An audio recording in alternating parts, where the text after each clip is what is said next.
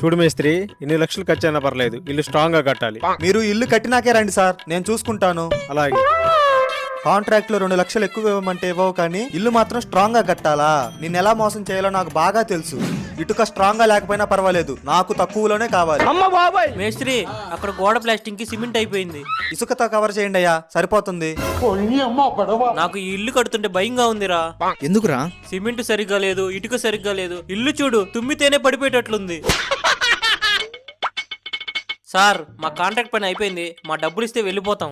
ఒక 6 నెలల తర్వాత కనపడండి, ఇస్తాను. రే, ఆ గుంటూరు కారం ఇవ్వరా. నీకు ఇలా కాదురా. మంట! ఆ! ఆ!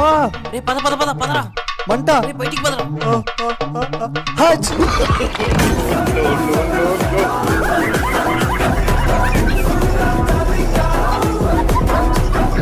సబ్స్క్రైబ్.